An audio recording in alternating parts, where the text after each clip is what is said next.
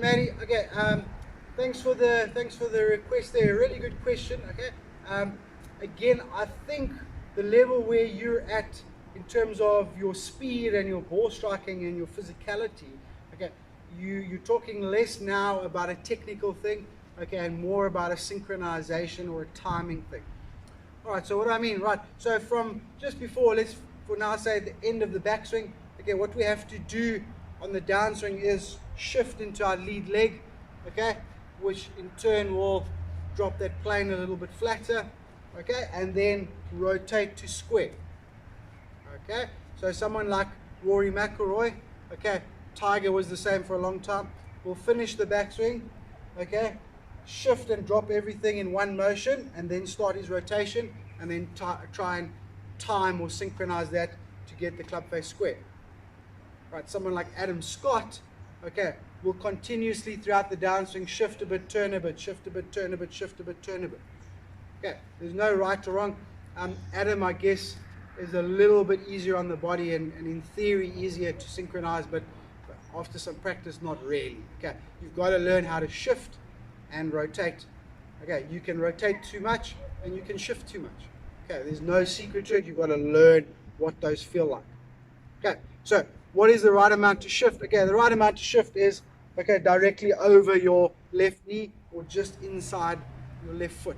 Okay, so once you form a straight line there, inside of the foot, knee, hip, shoulder, that's the correct amount.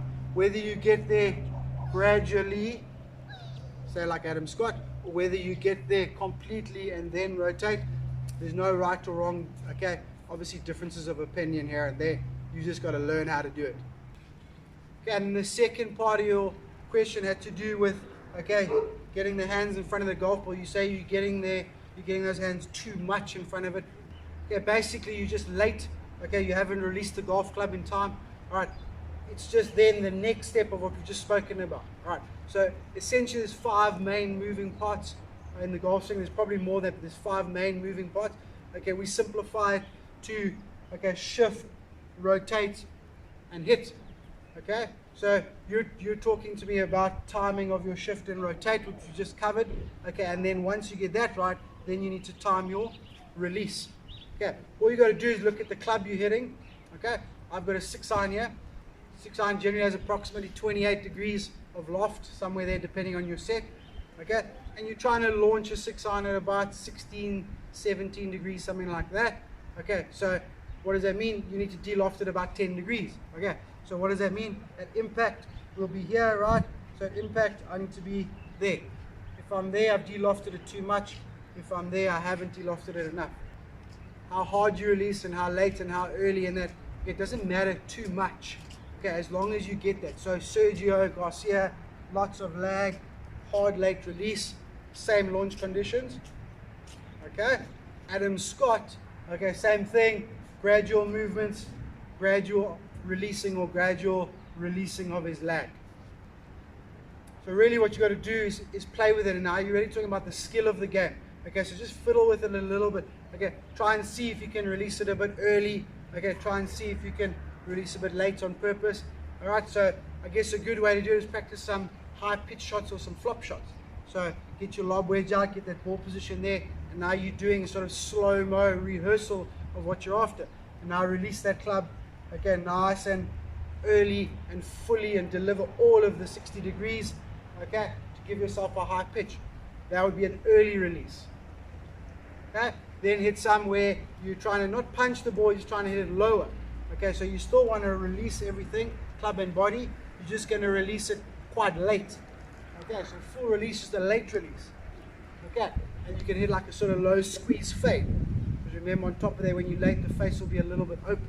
Okay, so a little low sort of release squeeze fade. Okay, and then once you've got that, okay, then try and practice one with a perfect release. What is a perfect release? Okay, a perfect release is when you release and deliver the correct amount of loft. Okay, for your short irons, you're looking at de-lofting about 20 degrees, mid irons about 10 degrees, short irons very, very little, maybe 3 or 4 degrees de-lofting, driver, probably try and add just a little bit of loft. Those are your different release points. That's why your ball position changes as you go through the bag. as a quick guide, okay, most release points are about 2.5 foot in front of the golf ball. Okay, so if I strike the 6-iron there, sorry, let me get that ball position right. If I strike the 6-iron there, okay, then I want my release point to be there. Release point where everything catches up to form a straight line. Okay. Right, that would be the perfect release point, or neutral release point if you want to call it that.